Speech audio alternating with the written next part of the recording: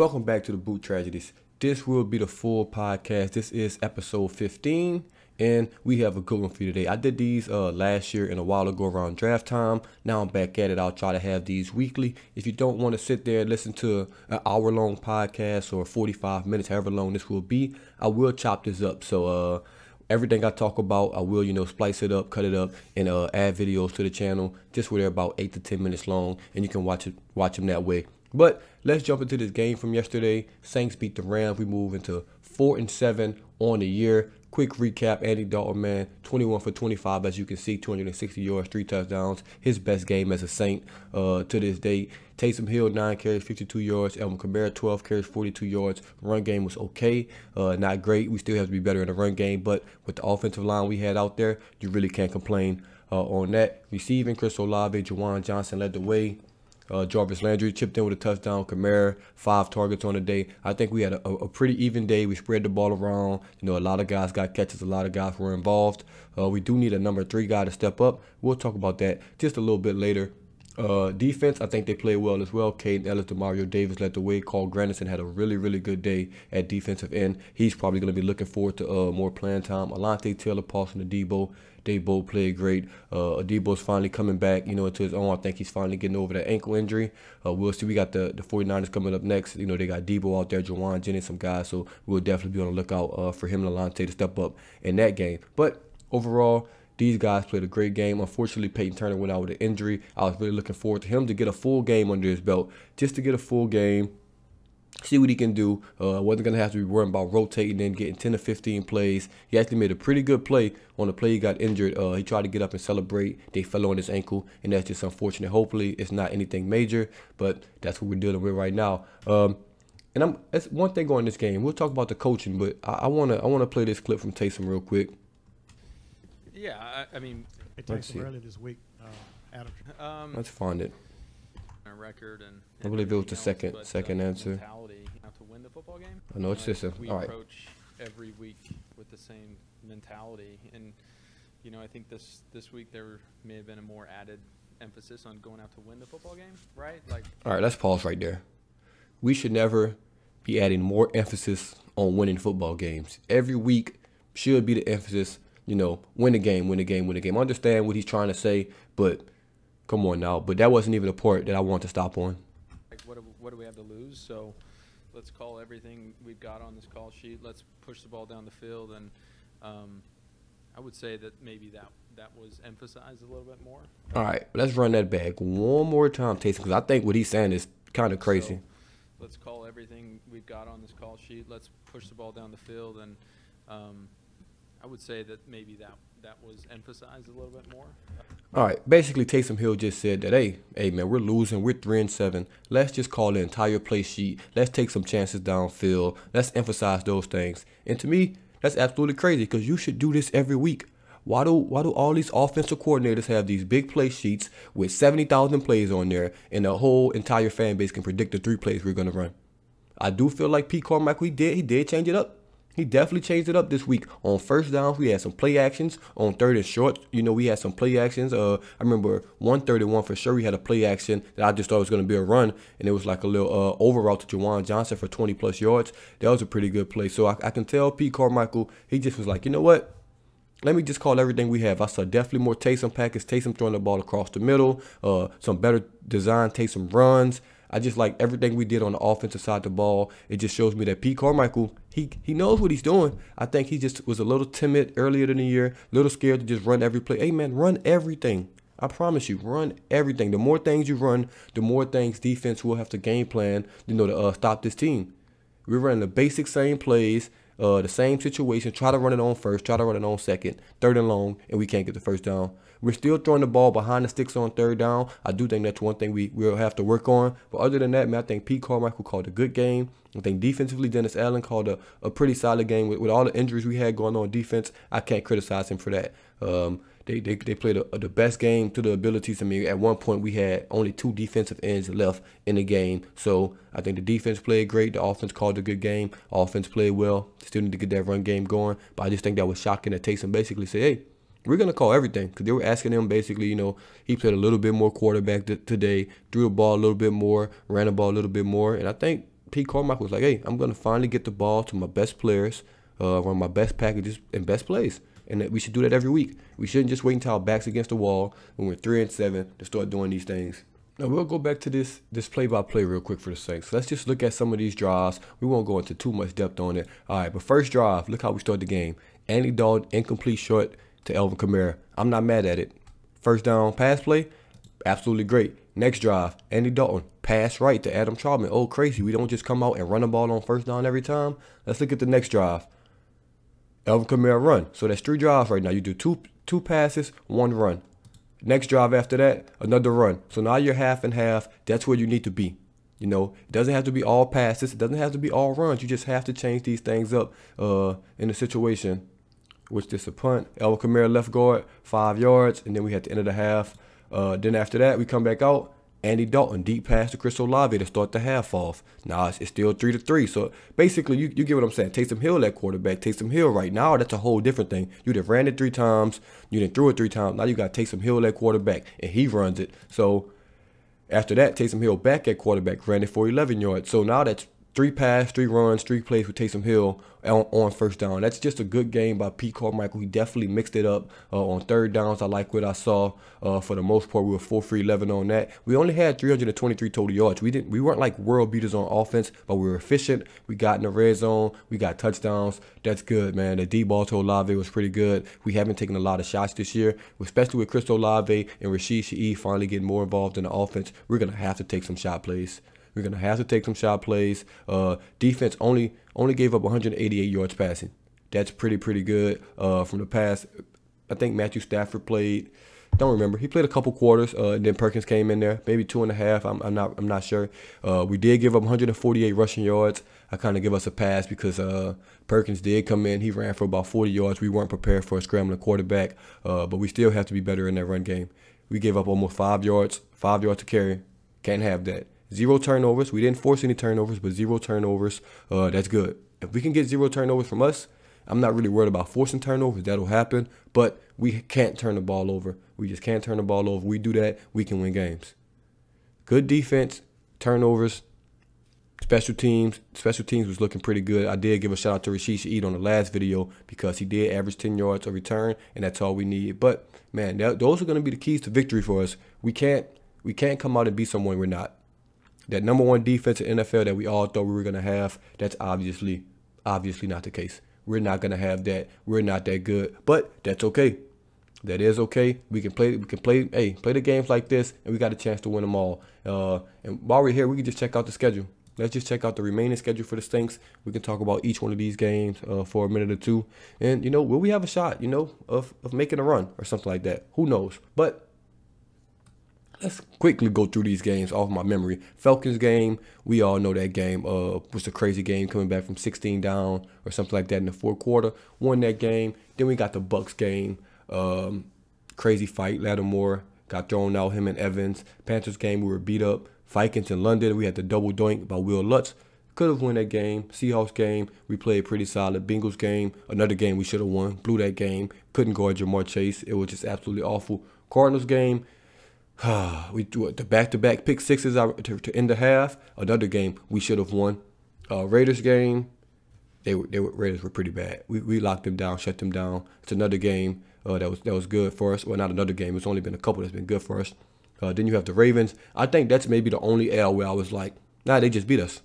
They just beat us. They were the better team. It is what it is. That happens. Steelers game, I still don't know how we lost to the Steelers. That's just absolutely nonsense. But that's definitely a game we should have won. So, I mean, all of these games, look at it. We lost by 10 to the Bucs, 1 possession to the Panthers by 8, 3 to the Vikings, 4 to the Bengals, 8 to the Cardinals. Ravens beat us by 2 scores. And then we lost by 10 to the Steelers. We've been in every game. It's not like we're the worst team in the NFL when it comes to these things. Actually, before we go into this, I'll show you something. This is how crazy the NFL is. I bet the score differential from the Vikings and the Saints is probably pretty close. And I'll show you what I mean right here. Score differential, that's just obviously how many points you scored more than your opponents and stuff like that. Best in the league right now is probably the Bills. They're plus 107, which is pretty good, right? Now look at the Minnesota Vikings. They are 8-2 with a -2 point difference. So they've actually been outscored by their opponents this year, but they're 8-2. That's insane. The Saints we're minus 18. We're 4-7 and we're minus 18. So I mean, like, we're not that far. If we beat a team by 16 points, we're right where the Vikings are. Right where the Vikings are. But yet we're 4-7. So man, the NFL, it's a crazy game. All our games have been close. We just have to close these games out. We just have to play a little bit better, and I think we'll be fine. Now let's go back to the schedule real quick. Talk about this next upcoming game. We got the 49ers. 49ers, they're a good team. They are a good team. Let's check out their schedule, what they've been doing this year. They're 5-4, so they're definitely going to be needing. They're definitely going to be needing to win. They're going to be on kind of a short week because they play the Cardinals tonight on Monday Night Football. But started off the year, lost to the Bears. That was Trey Lance, so I'm not really, looking too much into that. Beat the Seahawks, beat the Broncos, beat the Rams, beat the Panthers. None of that's really impressive to me. They lost to the Falcons, lost to the Chiefs, beat the Rams, and then beat the Chargers. So they've been up and down this year as well. Obviously, it's going to be a much different team. They got Christian McCaffrey now. That's going to be a big difference to their offense. Add him, Deebo Samuel, Jimmy Garoppolo has this offense going. They're going to be a tough beat. Like I said, coming off a short week, six days rest or something like that. So we'll definitely have to be ready for this game. Like I said, CMC, Jimmy G, Deebo, they have some guys. Bosa. It's going to be a tough game. It's going to be a tough game to beat them, but we have a chance. They're not that good. They're not crazy more talented than us. We have a lot of injuries that we need to get taken care of. But hey man, a possibility to win that game on the road would be big. Then after that, you have the Bucks. That is the only must-win game on this schedule. They're really all must-win games, but if we're gonna really circle a must-win game, that Bucks game. If you lose that game, playoff chances, they're non-existent. They are non-existent. So we're gonna definitely have to win that game in December. Then after that, you finally get a bye week, super late in the year. I don't know if we'll have guys back from injury before then, but we'll have a bye week between that 49ers and Bucks game. If you can win those games, get yourself to 6-7, get a bye week, get the Falcons, the Browns, the Eagles, and the Panthers after that. All four of those games are going to be winnable, especially that Eagles game, because the Eagles may have the number 1 seed wrapped up by then. I'm praying they do. Starting off the new year, hopefully they got the number 1 seed wrapped up. They don't really play their starters. They're just out there trying to stay healthy. And hey, that'll be the best thing for us. But some things are going to have to happen for that to get to come to fruition. But 49ers game coming up, then the Bucks, then the Falcons, then the Browns, then the Eagles, then the Panthers. How many games there? 1, 2, 3, 4, 5, 6 games left. 6 games left. The Saints are going to have to go 5-1. I think 5-1 will get you there. That gets you 9-8. You got a chance to win the division at 9-8. I think we were 9-8 last year. We just missed the playoffs. I think 9-8 this year, it may give you a chance. Let's go look at the Bucks schedule real quick. They're on a 2-game win streak. They got the Browns. Is that week 11 for the Browns? Will Deshaun Watson be back? I don't know, but Jacoby Brissett played a pretty good game. Let's see, what's the Browns record? They only played 10 games. So nope, of course he's not going to be back for this is funny. Of course I knew that already because he's probably going to come back against the Saints, Deshaun Watson. That's just how this world works. But they got the Browns. Then they play us. Then they play the 49ers. Then they play the Bengals. That's I won't say a tough stretch, but that's not an easy stretch. That's 4 games that they're all going to be tossed up. The Bucks aren't world beaters. If they can go 1-3 or 2-2, and we go 3-1, in our 4-game stretch, that'll be super big for the Saints. So this 4-game stretch is going to be very important because they end with the Panthers and the Falcons. They can probably win those 2 games. So if we're going to make up any ground on them, I do think it's going to have to be in these next 4 games. They're going to be important. Very important. They're going to Cleveland. That's just always going to be a tough game to play. Then they have us, like I said, must-win game for us. Then we're going to need help from the 49ers and the Bengals. That can possibly be a 3-game losing streak right there. Not saying that's what's going to happen, but anything's possible. At the Cardinals, not going to be an easy game. They're fighting for a playoff spot, so hopefully they keep winning some games. Then Panthers and Falcons, as much as they should beat them, if those guys are out the playoff race, you never know, but they'll definitely want to spoil somebody's season in the game. Then we can just look at the Falcons schedule. I'm honestly just not considering them. They're 5-6. Not really considering them as a threat to make the playoffs, but we can still look at this schedule. I think they have the easiest schedule remaining out of everybody. They got the Commanders. That's going to be a tough game. The Steelers have been playing well lately. They beat us, so hopefully they can beat the Falcons. But then they have Saints, Ravens, Cardinals, Bucks. They can lose 4 of those games. I just don't think they have enough firepower to win. Just to be honest, they've played 11 games already. I think they win 1 or 2 more at best. And that'll give them 7 wins on the year. That's not going to be enough. to do anything. So playoffs, man, can we make it? It's a possibility.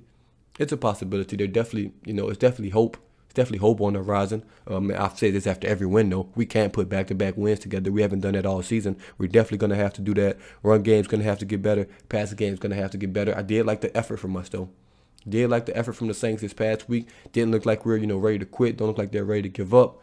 That's good. Hopefully we get Cam Jordan back from this eye injury. Because the injuries, man, injuries have been piling up on us. Obviously, we're the most injured team in the league right now. It's just absolutely insane, the injuries we have. I think it's 10 starters. If you count special teams and stuff like that, it's probably 11 or 12 starters. Let's just go through it. Cam Jordan, starter. He was out. Pete Warner, that's 2. Lattimore, that's 3. James Hurst, that's 4. JT Gray, special teams, ace. If you want to count that, that's 5. Marcus Davenport, 6. McCoy, 7. You can count Penny, but we count Hurst already. Then you got Michael Thomas, 8. Roby, 9. Hardy was the starting kick returner. If you want to count that, that's 10. And I think they missed Andres Pete off here. That's 11. So really about 9 true starters, some special teams guys as well. It's just been awful. Injuries just been awful, man. We have to get healthy. We get healthy, we got a real good chance to make some noise. Not saying we're gonna make it.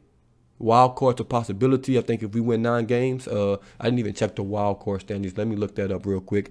I think it's a real possibility because the NFC sucks. Let's just be honest. The NFC sucks. Anything's possible.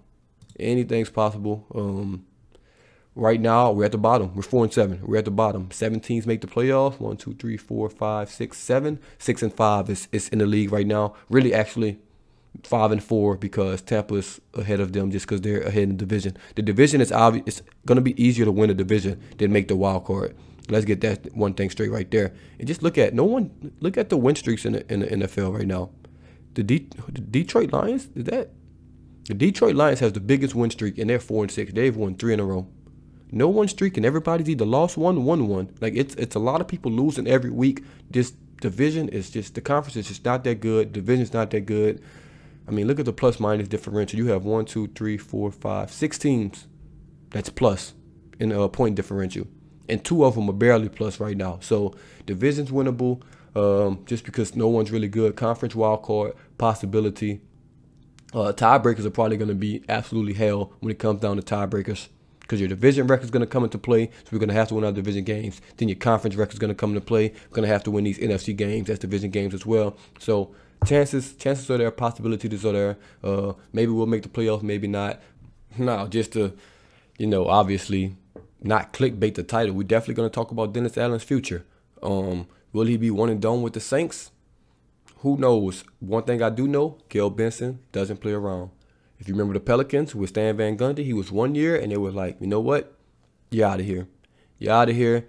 Hey, we got a good team. We didn't have Zion. We got B.I. We've made trades. We've done this. We've done that. We put you in position to succeed the offseason. You came and you did nothing to succeed, and they got him up out of there. Can Dennis Allen be a repeat of that? Who knows? Because honestly, I don't think we really wanted to hire Dennis Allen. They just wanted to keep the same thing going with Sean Payton to see if that was going to work. Obviously, it hasn't worked so far. Can they salvage the season and maybe finish, above 500 and have a chance at the playoffs? Then maybe he keeps his job. But if it's looking like it's been looking, then probably not. Let's just look at, this defense. First of all, I know injuries are a big thing. Let's just get this out the way. Everybody's hurt, though. I know we're more hurt than everyone, but everybody's hurt. Everybody's been hurt in the NFL. That's just the nature of this business. The defense was supposed to be, holding us down this year, and that's what he's over. So if the defense isn't playing great, then, him being the head coach brings nothing to the team. Like when Sean Payton was the head coach and the defense played bad, he still brought value because the offense was always good. Now, if Dennis Allen's the head coach and the defense is playing bad, what value is he actually bringing to this team? That's a big thing. Pete Carmichael, this is year 1 for him. So I didn't expect Sean Payton. I expected him to be a little bit better just because he was under Sean Payton for so long. But until you're calling those plays, until you're throwing in that fire, it's totally different. Until it's your final say on everything, it's going to be totally different. Just looking at these stats on here real quick, I do want to touch on this real quick. Pete Warner still leads the team in tackles. Well, he missed 2 games so far, and he still has 74 tackles, still leads the team. DeMario Davis is second, Tyrann Mathieu is third, which is unbelievable to me because I think if he just made some tackles, he might be leading the team. Cam Jordan is 4th, which is pretty good from a defensive end. Adebo, 42 tackles. That's not really the greatest thing when you're a corner. I don't want my corners to have this many tackles, man. That means you're giving up a lot. And he's only done that in 8 games. So that's pretty solid. And 38 solo tackles. So it's honestly because he's been giving up a lot of catches. He's been making the tackles after. But, hey, at least he can tackle. Caden Ellis, 38 tackles. That's pretty good from a third-string linebacker who's only started 1 game. Marcus May missed some game with 37 tackles. And sacks, this is crazy to me that Demario Davis has 6.5 sacks. That's absolutely insane. Demario Davis has been going crazy, 6.5 sacks. Cam Jordan, 5.5. Caden Ellis, 4.5 from a backup linebacker. That's pretty good. He comes in a lot of third down situations. Onyemata, 3.5. Peyton Turner, 2. Davenport, only a half a sack, but we know he's been going crazy this year. Anyway, tackles for loss. Demario Davis, 9. Cam Jordan, 8. Peyton Turner actually has 5. Carl Granderson, 4. So on and so forth. Interceptions, I think we only have 2 on the season. Yes, only 2 on the season, both by Tyrann Mathieu. That's pretty bad. We got to intercept the ball, man. We got to intercept the ball. Forced fumble recoveries, let's actually do. I don't care about forced fumbles. We have 3 fumble recoveries, so only 5 turnovers on the year we force. That's bad. Have to get better up on that front. And while we're here, actually, let's look up Dennis Allen real quick, man. Let's look up Dennis Allen. Let's see, my guy. We'll just look at this coaching record from Dennis Allen, man. It ain't pretty. It's not pretty. So, all right, Oakland, first year. You get a pass first year, 4-12. 4-12. Oh, the next year, 4-12 again. That's not good. As a coach, you go 2, 4-12 seasons, you're probably not a very good coach. I don't care what the team is. Like I said, the first season you get a pass, you get some guys in, you get an off season in. Then you go 4-12 again. Then the next year, he starts off 0-4. Get him up out of here. We gave you a chance. You talked us into, bringing you back for another year. Now you start off the season 0-4. Hey, get up out of here. Now he's with the Saints. He's 4-7. He's matched his career high as a win total as a coach. 4-7. If history shows us anything, Saints might finish 4-12. Hopefully that's not the case. But he's just not looking like a very, very good football coach. Defensive coordinator, absolutely fantastic. Head coach, not so much. Not so much. That puts him at 12-35 as a coach. 25% win percentage. Means you win 1 out of 4 games. And that's just always true. He's just not been a very, very good football coach, man. And let's just start from the offseason. I gave him all the praise in the world. I even had tweets that said he had a better offseason than Sean Payton's ever had with the Saints. And I really meant that. We went out, we re-signed Jameis Winston. We got Andy Dalton, a serviceable backup quarterback. I thought all those things were good. We moved up in the draft to get Chris Olave. We brought in Jarvis Landry. Those are all good moves, this offseason. Then we drafted Trevor Penning to replace Armstead on the offensive line. Was aggressive in the draft. Got Alontae Taylor in the second round, which is looking like a steal. Rashid Shaheed, a great steal as well. So the draft went well. Offseason went well. We lost Marcus Williams. We went and signed Marcus May, pretty good safety. We went and signed Tyrann Mathieu, and at the time, it looked like a great move, even though he hasn't, played up to par, up to standards of what we all thought. It still was a good move on paper. So we made a lot of good moves this offseason. Dennis Allen, Mickey Loomis, we restructured some guys, got some guys extended, re-signed McCoy. Everything was looking good. But I think that C.J. Gardner-Johnson trade, once we made that move, it started falling apart. If we would have kept him in this defense, I don't want to, go back on this and be mad all over again, because it is what it is. Obviously, it was some differences there. Contract wasn't going to get done. They just moved on, got some picks. It is what it is. But, man, the offseason was great. We gave him everything in his power to win. It wasn't like he was coming into that Raiders team that was bad, or a team that was, coming off a 1-16 season that won 4 games, won 5 games. The entire team basically came back, and you can argue that we got better this year. You can really argue that we were better. This team is better than the team last season. Actually, you can't even argue. I'm 100% telling you this team is better than the team last year. Pete Warner's emergence, Alontae Taylor's emergence. Like, we should have had a better record. We should have a better record than we have right now, and that's just not the case. And, I mean, at the end of the day, the blame goes on Dennis Allen. The blame goes on Dennis Allen. He had a chance to go get an offensive coordinator. If he liked to, he chose to roll with Pete Carmichael. And that's fine. That's his decision. The quarterback situation obviously has been crazy. That's one thing I don't like right now. His leadership skills, they're in question. Doesn't seem like we have a real leader out there as a coach. The quarterback thing has been crazy this year. Apparently, you promised James Winston to start. You give it to Andy Dalton when he gets injured. You told him he wouldn't lose his job when he's injured. That's just too much going on. Just come out, say Andy Dalton's the starter for the rest of the year. That's truly what I believe he should do, just to keep it, hey, because that's what you want. So just say it. The team knows, the players know, and we can just nip that in the bud. But back to the topic at hand. Will he survive this year? If I have to give you an answer now, I'm just going to say no. This is a guess. This is not no information. This is me just thinking if the Saints keep playing like they're playing, realistically, we'll probably win 7 games this year, 6 games this year. That's just being realistic. I know it sucks to hear, sucks to say, but that's just how I'm looking at it right now. We're probably going to win 7 games max. And if we do that, hey, hit the door. You're out of here. You are out of here. I will call hell if he comes back if we go 7-10. This team is too talented. It's just you can't go 7-10 with this roster. And then that opens up a search. Eric Bieniemy, who I think we interviewed, didn't get the job. We can go back and look at him. If we do hire someone, trust me, I want an offensive guy. That's one thing I want. It's an offensive coach. I do not want a defensive-minded head coach. I need somebody that's aggressive, offensive guy. Obviously, we're going to have the Sean Payton saga is going to continue. Teams are going to want him. I think the Chargers would be a good look. And if the Chargers really want him, give us that first-round pick, and we'll take him. But I think this is kind of crazy. It'll be crazy if it happened. But if Dennis Allen got fired, I know a lot of people are open to trading Sean Payton, and getting a first-round pick, this and that. But I have a suggestion I don't think anyone's mentioned. How about Sean Payton just come back? I mean, you could always do that. I mean, yeah, first-round pick would be nice, but is that first-round pick really better than Sean Payton? You have to weigh those things. So we're going to fire Dennis Allen. Hey, man, bring Sean Payton back. Move Dennis Allen back to D coordinator, and let's rock. I think if Sean Payton had this team with these weapons, I know we've been injured, like I said, so it is what it is. But if Sean Payton had this team with these weapons, man, we'll be, what's our record, 4-7? We'll be 8-3 right now. 8-3 at worst. 8-3, guaranteed. If Sean Payton had this team, So hey, man, Sean Payton wants to come back. We know he loves some Taysom Hill. You want to come back? Play Taysom Hill, play Jameis Winston, whoever you want to play at quarterback. Maybe go get a quarterback. I am not open to keeping Sean Payton. Just unretire. Come back. Everybody go back to where they were. We got a real leader in the building.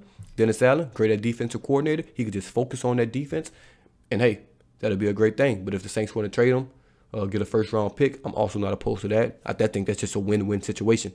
Just a win-win situation for the Saints to be in. But I do think they need to consider, I don't even know if that's illegal or not, but if it is, they need to consider just bringing Sean Payton back if they fire Dennis Allen. Now, if they stay on with Dennis Allen, we're going to have to make them decisions.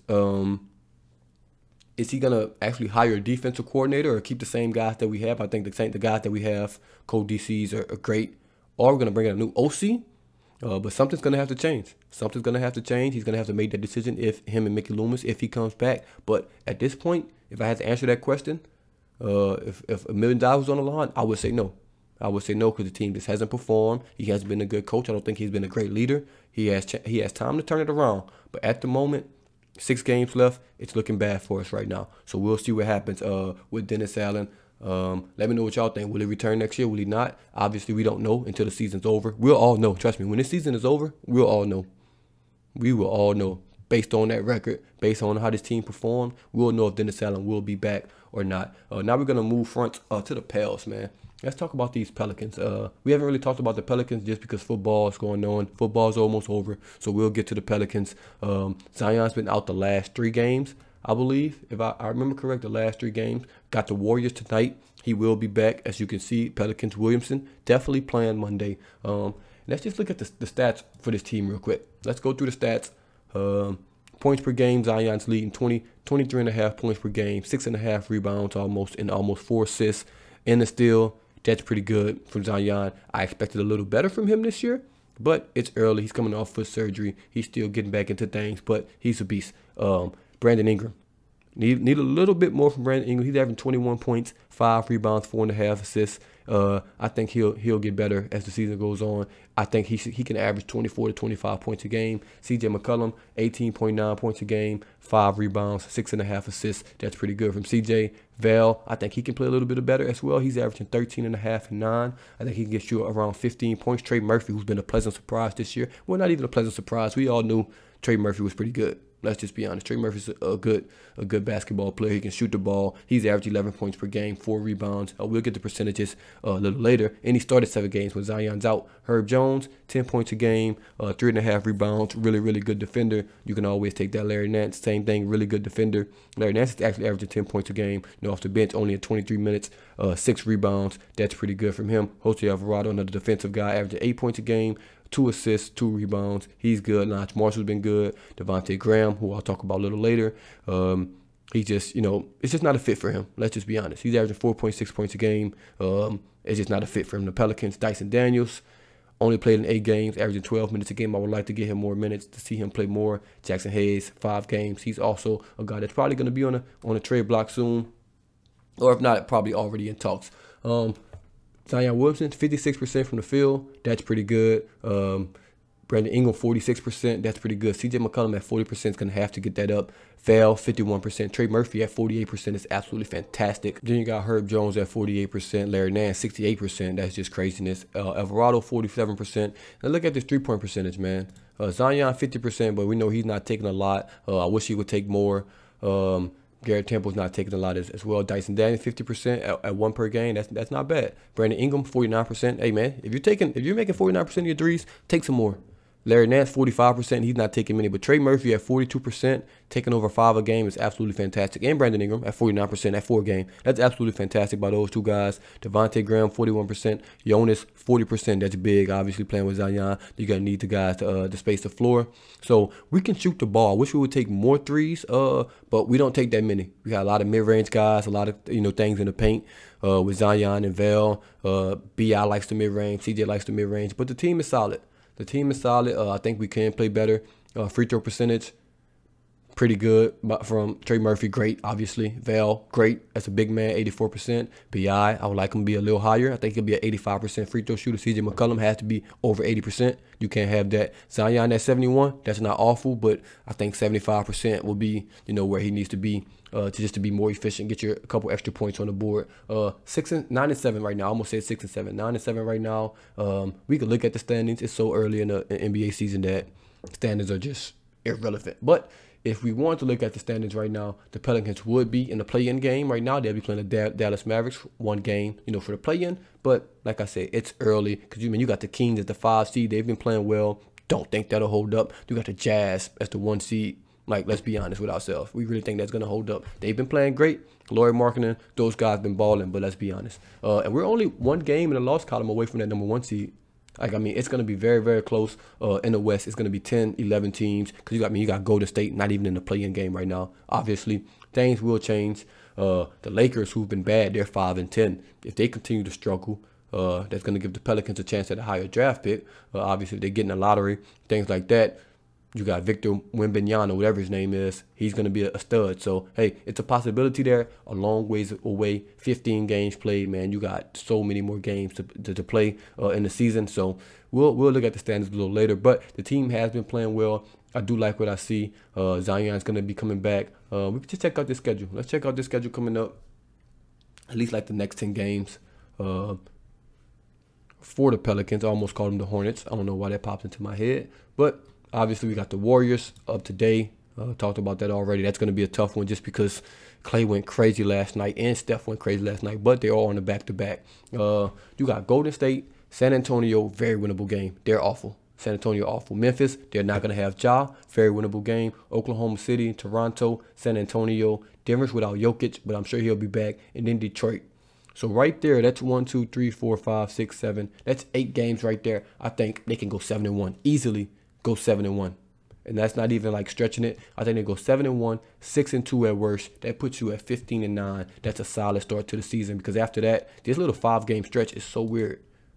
Well, we could just throw Milwaukee in there. This 6-game stretch. You have Phoenix, both at home. Then you go on the road to Utah, both on the road, and then you have Phoenix on the road as well. That's a weird NBA schedule right there. I don't know what the hell the NBA was doing. Then you go Milwaukee.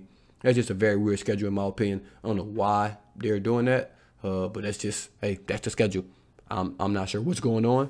That's just an ugly schedule right there. Phoenix twice, Utah twice. That's the best 2 teams in the West so far. Then you got Phoenix again. So that's going to be a tough 5-game stretch right there. Then you got the Bucks back to the Spurs, OKC, Indiana, Minnesota, Philly, Minnesota, and we can go through this all day, but I won't go through all 82 games. That's just a weird 5-game stretch I want to talk about. That's just absolutely nonsense. But the next 9 games, very, very winnable games. Very winnable games, man. We're not on TV a lot this year, I see. I mean, we're on TNT. Our next, real live game on national broadcast is TNT, January 31st. That's kind of disrespectful. We got another TNT game, then some ESPN games. But, yeah, man. No real TV games, which is kind of crazy for the Pels, man. We got a nice young team. I think we're going to be one of the better teams in the West. I think we'll finish top 5 in the West if everything, plays out how it should. They can stay healthy. Those guys can, start gelling a little bit more. I do want to talk about one trade possibility before we get out of here. I don't know about targets, but I do think Devontae Graham and Jackson Hayes are just not needed on this team. It's no offense to them, but the Pelicans definitely should look in for a trade partner with them. It's been a lot of guys mentioned.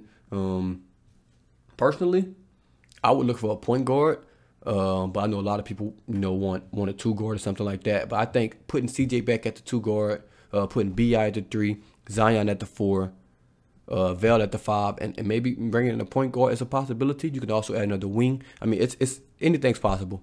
With Devontae Graham, Jackson Hayes, maybe you throw in a pick or something like that. I think you can get something good in return. Kind of like a guy like Malcolm Brogdon. Obviously, we're not getting him because he was just traded to the Celtics.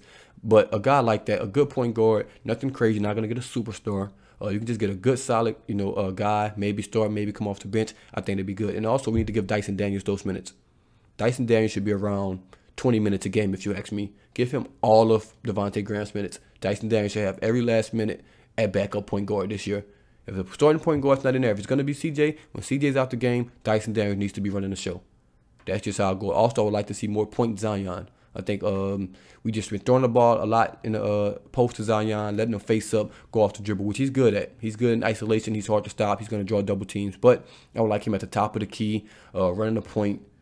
Using him in the pick and roll, him and BI, him and CJ trying to create mismatches and things like that. I was watching the Nets game last night, and they're playing Ben Simmons at center, and I think Zion can do it. He's gonna have to work on his defense, obviously. He needs to get better on the defensive end. But Ben Simmons was at center, man. He had Kyrie, Joe Harris, KD surrounding him, Royce O'Neal, some shooters. He was setting screens. He was getting screened. It was just a lot going on. I think Zion can play that role if the Pelicans just let him. Obviously, I know you got capable ball handlers in BI and CJ, but the Pels are in a good spot, man. Pels in a real good spot. I think they have a really good team. Playoffs definitely an option this year. They should definitely be in the playoffs. They were in it last year via the play-in. I think we shouldn't even have to worry about the play-in. This year they have a good enough team where I think all the things are going to fall into the place, and they're going to probably win 50 games. I think they can win 50 games this year. Be the 4, be the 5 seed. Hopefully have home court in the playoffs. That'll be a good thing. Fans deserve it, man. But it's a good thing going on in New Orleans with the Pelicans. They're better than the Saints right now. I'll tell you that. They're the best team in New Orleans right now. Them in Tulane, who we'll talk about a little later as well. They'll make an appearance on this channel for the first time. But the Pels, good. Like I said, man, we're in a good spot. 9-7 right now. And we'll talk about them later, especially once football season ends or once football's just out of it. All right, man, now it's time to move on to some college sports. Let's start with, LSU basketball maybe? No, let's start with football. Let's start with LSU football, man. Obviously, LSU football has been pretty good this year, overachieved, this year in most people's standards. We will look at this last game, UAB versus LSU. Obviously, UAB is not a threat, to beat LSU. Jade Daniels, great game, 22 for 29, 297 yards and a touchdown. On the ground, 12 carries, 111 yards and a touchdown. Noah Kane, who's really like the third string running back, 13 carries, 76 yards, 3 touchdowns. John Emery, 9 carries, 46 yards and a touchdown. Offense played great. I mean, defense gave up 10 points to start the game. They had a long kickoff return and ended up scoring a touchdown. Malik Neighbors, man, on the receiving end, absolutely fantastic. We didn't have Butte this game, 7 catches, 129 yards. That's absolutely fantastic. John Emery fumbled the ball twice. You can't have that. You got A&M coming up. You got Georgia coming up. You have a shot at the playoffs. You can't be turning the ball over, man. Harold Perkins, another good game from him. We know he's a stud. So, man, LSU, they've been rolling. Like I said, we got A&M coming up. A&M is pretty bad this year. So, don't want to overlook that because you got Georgia in the SEC championship. Got to win that game on the road. Still going to be a tough game. They're going to be hostile because they want to end LSU seasons before Georgia has a chance to do it. So Number 6 in the country right now. I think we'll drop to number 7. I think USC will pass us in the college football playoff ranking. That's yet to be seen. They should have lost to UCLA, which would have gave us some help. TCU definitely should have lost to Baylor, which would have gave us some more help. And us one more game that a team should have lost. And Michigan had a chance to lose. So all 3 of those teams would have lost. And Tennessee lost. That could have put LSU in the top 4. LSU legit had a chance to be in the top 4 this upcoming day. It was only, USC won by 3. Baylor won by, TCU won by 1. And then Michigan won by 2. So, hey, it's going to be still a chance. It's still a chance. Let's look at these standings real quick. Not standings, let's look at rankings. I'm thinking of NFL. Let's look at these rankings in the NCAA football right now. And let's see if LSU really has a shot at this playoffs. This is the AP poll. I think the college football playoff rankings comes out tonight. So AP poll, we're sitting at number 6. We're sitting at number 6. You got Georgia, Ohio State, Michigan, TCU, USC, LSU. Now let's get one thing straight. Michigan and Ohio State, they have to play each other. One of them has to lose. So, I think the better thing for LSU is if Ohio State wins, I think Michigan will actually fall under LSU. I think if Ohio State loses, then Ohio State may still be ranked ahead of LSU with just one loss being to Michigan. So I'm going to be cheering for Ohio State in that game. I think that's the best case scenario for LSU. Now, if Michigan loses and they drop under LSU, now you need TCU or you need UCLA to lose. If you can get one of those teams to lose, TCU, let's look at their schedule coming up. I think they have Iowa State. I'm not sure who they will play in the Big 12 championship. I think it's Kansas State. Maybe they'll play Kansas State, which is going to be a tough one. They haven't lost this year. They have Iowa State coming up. Iowa State not a very good football team. They're 4-7, but hey, you never know. Maybe some magic could happen. But that Big 12 championship. Let me stop saying that Big 12 championship. Let me just check. Let's check the Big 12. Let's see. Big 12 conference. Yeah, I think it's going to be Kansas State. I think it's going to be Kansas State that they're going to play. They play them in the championship. Yeah, because they don't do conferences or Western like an East or something like that. So I think they'll be playing Kansas State in their championship. Maybe Texas. I'm not sure. I don't know how the tiebreakers and who beat who. But if they play Kansas State, that's going to be a good game, and they have a chance to lose that game. Now we go to USC, who I think is actually going to lose a game. So I don't think we actually have to worry about USC. They lost to Utah earlier this year. Let's check the rest of their schedule. They have Notre Dame. That's going to be a tough one. It's going to be a tough one. I think if they beat Notre Dame, they will play Oregon in the championship. So out of those 2 games, man, I think they'll drop. I think they'll drop a game. I think Notre Dame would be a good one, but I think Oregon can take them down. If Oregon takes them down, that'll knock them out. So LSU has a chance. They have a chance. Now, we've done all this, and we went through these rankings, but at the end of the day, they got to beat Georgia. And that's going to be a tough one. It's going to be tough to beat Georgia, defending national champs. Obviously, they're a really, really good team. They haven't lost a game this year. They've been looking great. But it's a chance for LSU. Brian Kelly, first-year head coach, having a chance to play for a national title, playing for an SEC title in your first year. That's absolutely fantastic. Coming to this team with 39 scholarship players, no quarterback, offensive line was beat up. We're starting 2 freshmen. Defense, everybody hit the transfer portal, no cornerbacks, things like that. He's done an excellent job, man. It's an excellent hire by LSU, and I'm excited to see. Now, I do want to talk about the men's basketball team. Let's see. Let's pull this up. LSU basketball. Let's see. NCAA men. We're talking about the women's team, who's really, really good. Men's team, 3-0. Haven't played anyone. They played Kansas City, then Arkansas State, and then UNO, New Orleans University. So 3-0. Like I said, we won't really get into LSU schedule until we play Arkansas. We have Illinois State, Wofford, UT Arlington, Wake Forest is a tricky one. The NC Central, Winthrop, who's also a tricky one. ETSU, Arkansas, Kentucky. Once SEC play, we'll definitely be talking about men's basketball a little more in depth. But right now, we're just letting them rock out, man. You know, it's just getting your feet wet, playing teams. But you do got Adam Miller averaging 17 points a game. Justice Hill, 12 points a game with 5 assists. He's been playing solid. KJ Williams, 11 points a game, 7 rebounds. He's been solid. So, I mean, these guys are playing well. I don't think LSU will be that good in basketball this year just because the scholarship issues, new coaches. It's just a lot going on. But, hey, 3-0 right now, that's all you can ask for. Just want to touch on them quickly. But who I do want to touch on, the best basketball team in the state, they might be better than the Pelicans. Obviously not if they play head-to-head. But the LSU Fighting Tigers, man, the women. Look at them scores. First game, 125-50. Like I said, they're not playing anyone, of course. Mississippi Valley State, 111-41. West Carolina, 107-34. Houston Christian, 101-47. Northwestern, 145. They scored 100 points in every last game this season. Every last game. I don't care if you're in an open gym, that is tough to do. That is very, very tough to do. If you look at any women's team, they're probably not scoring 100 points a game. You can look at the best of the best from South Carolinas, the UConns, the Stanfords, and it's still tough. It's tough to score 100 points in a game in women's basketball because they do 4 quarters now, less minutes. So that's absolutely fantastic by LSU. I do want to talk about Angel Reese. Angel Reese or Angel Reese. I'm not sure how you pronounce her name. We're going to call her Angel. Man, 23 points a game, 15.6 rebounds, 2.8 assists, 2.6 steals, 2 blocks a game.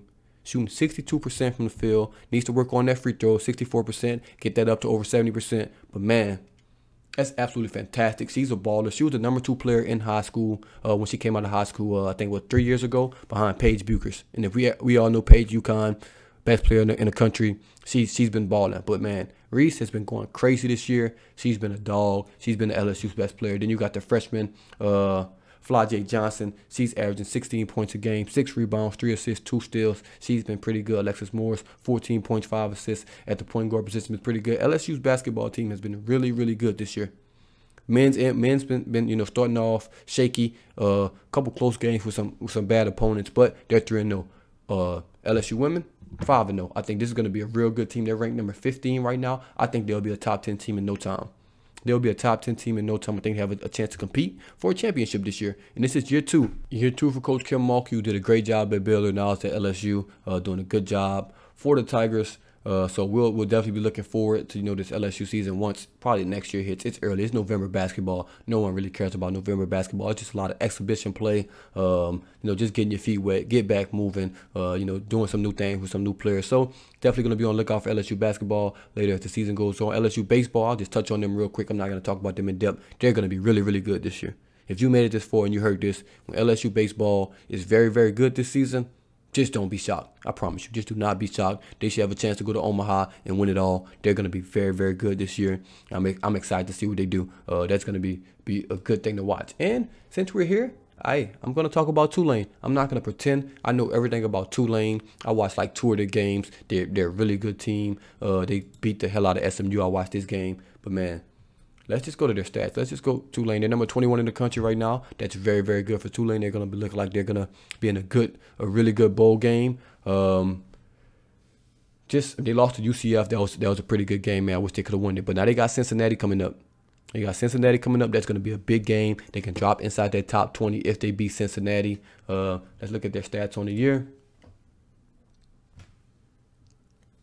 Quarterback, you got Michael Pratt. I mean, he's had a fantastic year. 174 for 266, 2,200 yards, 20 touchdowns to only 4 interceptions. That's just a fantastic season.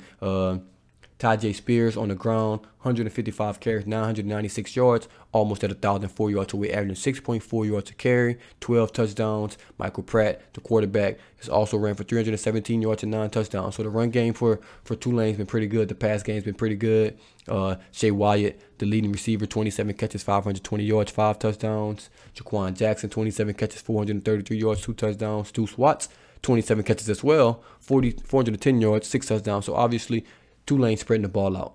They're spreading the ball out. They have 5 receivers, 6 receivers in the running back with basically 20 catches or more. So no one's, just the main guy. They're spreading the ball around. Everybody's getting involved. And that's a hard offense to stop. I'm trying to get the Saints to do that. Spread the ball around. We got so many weapons that you can feed all of these weapons. I'm not going to get on a tangent back on the Saints, but, man, Tulane's been playing well. I'll definitely have more numbers. Like I said, I'm not going to pretend I know what's going on with Tulane football. That's just not me. I haven't watched enough to pretend to know, they're doing great. Dorian Williams, linebacker, 92 tackles. That's absolutely amazing. Nick Anderson, the other linebacker, 88 tackles. That's good. Safety, 67. Larry Brooks. Macon Clark, 56. They've been playing well, man. They have been playing very, very well down in Tulane and New Orleans, man. I definitely have to keep an eye on them. I'll definitely watch the Cincinnati game. Probably give you a full breakdown after that because I'll definitely watch that. But Tulane's been good, man. They're first in the American. That's pretty good. Hopefully they're getting a really good bowl game. They get to play a good team, man. Like they'll have a chance to play a team like Kansas State, maybe UCLA in their bowl game, or FSU, who LSU couldn't beat. Maybe, you know, Tulane can go beat them. That'll be a nice storyline right there. At one point, people were talking about LSU and them playing in the bowl game, which would have been absolutely fantastic to see. I think LSU would have beat them by a pretty good margin. But, man, Tulane's been playing great, and I like to see that, man. A team from Louisiana, like to say, hey, it's Daboot Tragedies, all sports, all Louisiana, man. If they're going to get on the radar and they're going to play like this, I'll talk about them. So, shout out to Tulane, man. They've been playing good. And before I get out here, last thing I want to do, I do want to talk about LSU recruiting right now. Let's go to 247. All right. I don't know if you guys follow recruiting. I don't really follow it as much, but this year, I mean, new coach, I'll follow it. You know, I'll follow it this year. So we'll jump at this recruiting list right now. Hey, to be great, you have to recruit. Let's be honest. To be great, you have to recruit. Right now, LSU sitting at the number 4 recruiting class in the country. Now, in my opinion, they have a better class than Notre Dame. It was a 5-star, a couple 5-stars that they had that 247 just dropped them to 4 stars, because I think 247 is ran by Alabama fans. As you can see, Alabama has five stars. It's still Nick Saban. He's still going to do that. LSU 0 5 stars, but in reality, we got about 2 or 3. So I think we do have the 3rd best class in the country right now. You can argue that we have to have the 2nd best class in the country behind Alabama, depending on what site you're looking at. I'm just looking at 247 right now. There's still a couple guys we could get to move this recruiting class up some more, but I'm looking at the number 2 recruiting class, in my opinion, in my humble opinion. I'm a little biased, but I think LSU has the 2nd best recruiting class in the country, behind behind Alabama, in front of Notre Dame, and in front of Georgia. Now, we just look at it real quick. Let's look at some of these players. We got Shelton Sampson from Catholic. He's from Louisiana. You got a defensive lineman, which I love, just because you got to get those trenches. Another offensive tackle who's really, really good, who could be a 5-star. Shelton Sampson is a 5-star. Let's get that out the way. He's that good. He's a 5-star. Jalen Brown from Florida, a good receiver. Jackson Howard, edge rusher. Cornerback, another edge, another offensive tackle. Caleb Jackson from Liberty, he's really, really good. That running back could be a 5-star as well. Colin Jackson. Notice that we have a lot of guys from Louisiana. Ricky Collins, quarterback, Louisiana. Another athlete from Louisiana. Just a lot. Trey Holly, who's really, really good. I think he ran over 10,000 career rushing yards this in the playoffs this past weekend for his high school. So he's another guy that's really, really good. So a lot of 4 stars in this class, couple 3 stars, but it's a really, really good class so far. Like I said, number 4 overall rank, in my opinion, it's number 2.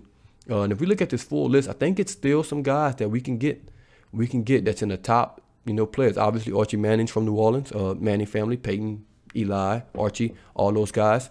He's going to Texas, so he'll be in the SEC. But let's see, it's a cornerback that I think we have a chance to get. Nicholas Harbor, if we were to get him, that would be great. I think he's going to go to South Carolina. He's predicted to go to South Carolina, but LSU's in the top 5. But if we got him, that would be a huge, huge get. I think he's going to end up going to South Carolina, so I'm not going to get my hopes up on that. But it is a cornerback.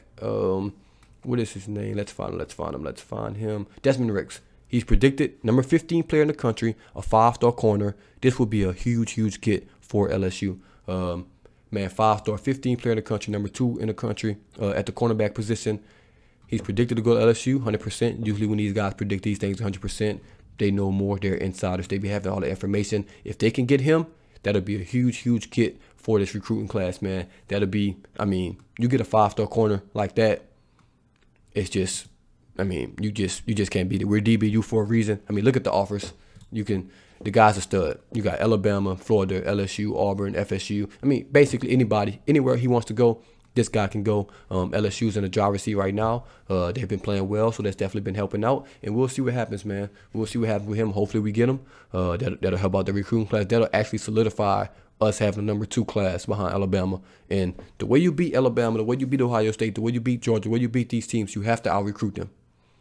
These guys, if you look at this recruiting list for the last 4 or 5 years, the best teams have the best recruiting classes. It's not rocket science. It is not rocket science on how you're going to be good in college football. Let's look right now.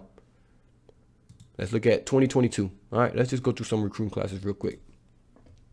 Who had the best team, best recruiting classes? Wow, you see A&M up there, who's been absolutely dog shit. Who had the best crazy recruiting class last year, but those guys are all freshmen. You got Bama, you got Georgia, Ohio State, Notre Dame, Oklahoma, Michigan, Clemson in the top 10. You see LSU, 12. You can't be there. You can't be. I know it was a transition year and things like that, Let's go 2021. We had a number 3 class. That's pretty good. But you got Alabama, Ohio State, Georgia, Clemson, Oregon, USC. This is where you're going to need to be every year. And LSU usually recruits well. We usually recruit well. Like, we had number 4 recruiting class. We just lost some guys, to the portal and things like that. And then we just weren't coached well by Coach O. Like I said, we have top 5, top 10 recruiting classes with Alabama, with Georgia, with A&M, Oklahoma, Michigan, USC, whoever you want to put up there, Clemson. We just have to produce on the field. This was the first year I think we had the recruiting class. The recruiting class actually wasn't that good, but we have good coaching. So you come back with a 12 recruiting class and you have good coaching, you can make things happen. Now we're going to have top 5 classes, top 3 classes with good coaching. We haven't had this together. Les Miles, great recruiting classes, terrible coaching. Coach O, great recruiting classes, terrible coaching. Now Brian Kelly, great recruiting classes, and we have great coaching going on. So I think LSU's in the driver's seat to be a powerhouse.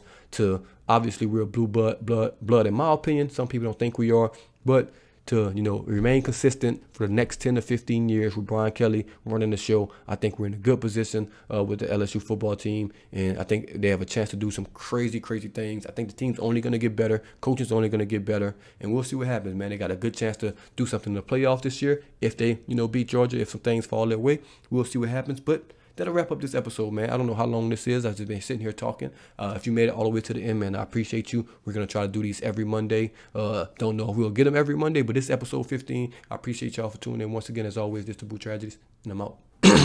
Actually, I lied. I'm back. If you made it this far, you're still listening, man, I appreciate it. If you made it this far, you're probably, somebody that's always here in the comments, somebody we're always talking to that's probably been here for a couple of years, because you can make it through an hour of a podcast, then, hey, I appreciate you. I didn't make it to an hour yet. That's why I'm coming back. I was so close to an hour. I'm like, I might as well just, talk for these last 4 or 5 minutes, man. Make it to an hour. That was a goal, to get this thing to about an hour. So first one in a long time. I'm definitely going to try to get it to an hour. But I do want to talk about the channel real quick. Like I said, these podcasts you can expect Mondays at 8 a.m. I know I'm late today. Also, I'm going to try to get it on Apple and Spotify. I broke my phone this past weekend. Going to get that fixed today. So once I get that fixed, I'll, try to upload that on Spotify, upload those on Apple Music, and then you'll have the YouTube video version as well. We'll try to keep it in those 3 spots. For now, if people ask for more, then I'll try to put them in more spots. Also, man, we're almost at 7,200 subscribers. Starting this channel a year and a half ago, had no expectations. Just we're doing some things. If people saw it, great. If people didn't, then kind of, oh well. Now, remember, I made my first video. It was actually, who was it? Jalen McCleskey. Jalen McCleskey was my first ever video. I posted it for a month and it had 3 views. It had 3 views on it, and then I woke up one day and it had 1,000 views. And I was like, oh snap, maybe people care about this. Then I started doing more and more, around draft time. Videos started getting some traction. So obviously I'm here to stay now. Some people call me a part of Saints media at this point. I don't know if I'll say that. I don't want that burden on me. I don't want to be a part of the media. I'm just me. I'm a fan just like everybody else. I'm a fan of Louisiana sports. I like the Pelicans. I like LSU. I like the Saints. Obviously, the Saints are my favorite team in the world. If I could just watch one team for the rest of my life, it would be the Saints. But, hey, I'm going to call, like I said, if you're new to this channel, man, and you've only been here a couple months, or even if you've been here for a year or an entire year and a half, I'm going to call it like I said. If guys are playing bad, I'm going to say they're playing bad. If guys are playing good, I'm going to say they're playing good. If guys are coaching well, I'll say that, and vice versa. I'm not going to pick on anyone. I'm just calling, like I said, man, like I said, I don't really have ties to these players. Obviously, you start to like players and stuff like that, like Drew Brees. Like, I'll be a liar if I say, oh, if he got traded, from the Saints or played somewhere else, I wouldn't be upset about it. Obviously, you will. But for the most part, man, you got to understand, this is a business. Guys are going to get moved. Guys are going to stay. Guys are going to, feel like they betray you and stuff like that. That's just a part of the business. On a college level, you can look at Eli Ricks, starting cornerback, projected first-round pick for LSU, 5-star corner that we got. He transferred to Alabama. That's absolutely insane. That's absolutely insane. That'll be like, man, a guy we got Lattimore right now going to play for the Falcons. You'll obviously be hurt, but you got to understand that this is a business. I remember when Joe Horn did it. Joe Horn went to play for the Falcons, and I was so sick to my stomach. Hated that. But, hey, a lot of fans are panicking right now. A lot of people are panicking around the Saints world, but, hey, trust me, it's been way worse. It's been way worse. I know we got a lot of young fans, a lot of 17-year-olds, 16-year-olds. All they know is win. All they know is win. When they were born in the Sean Payton era. So, I mean, they don't know what's going on before Sean Payton got here. But, Hey, man, back to the channel. Over 2 million views on the channel, man. I'm trying to, upload consistently. For the most part, I do 1 video a day, 2 videos a day. Also, be on the lookout for the other podcasts I have with my friend Dre, Outside Looking In. We'll try to be more consistent on that. That's more of a broader thing, around the NFL. And it's probably going to be a basketball one coming soon. Possibly. I don't know who I'll do it with. In this podcast, it will get better. It was just me today. I want to start back off with just me. I'll definitely bring on guests. I'll bring on people in the comments. Some guys that you probably, subscribe to. I'll definitely bring on those guys. And hey, I might even try to get a player or two in the future. We'll see how it all turns out. But man, we're trying to get to 10,000 subscribers. That's the goal. If you made it this far, I know you're loyal. I know you're a follower of the channel. You subscribe, and I appreciate you. Hey man, tell your friends, tell your family. They're Saints fans. Hey, it don't have to be Saints fans. It's just people that like football. Tell them, sub to the channel. We're trying to get to 10K, and that's just a major milestone, getting the 10K subs on here. When in reality, I had no goals at first. I just was doing it out of love of the Saints, love of the sports, and now we're moving. Now we're rocking. So, man, if you want to sub to the channel, I appreciate you. Also, the memberships. We got 2 members. We do got 2 members. I do have to shout those guys out. Actually, let me pull up their names. I don't want to get this wrong because I think that's important. Definitely important to shout out the members of this channel. It's 2 guys. I know Chevy Kamara's one. He's there for 4 months. He's been there for 4 months, and hey, shit, I appreciate it because hey, it's tough to do these videos. Not gonna lie, it's very, very tough to do these videos, and that helps. It helps. Memberships like what, $350, $450. It's nothing. You don't have to do it.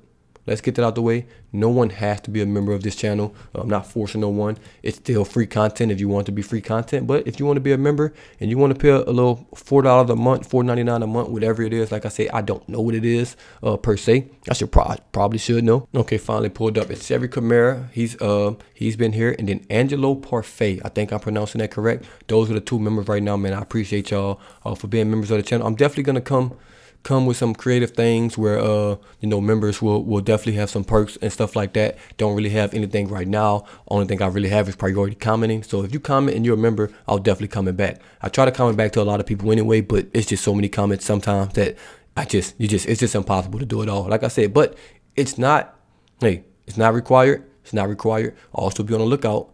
Might be dropping some merch soon. If you're into that, we'll have that coming a little later. Hopefully before December time, before Christmas, that you can buy yourself some Daboot Tragedies merch for Christmas and things like that. So a lot of things coming to the channel, man, including this podcast. I appreciate y'all that made it this far. And as always, this Daboot Tragedies. I know it's my second time saying this, but I'm out.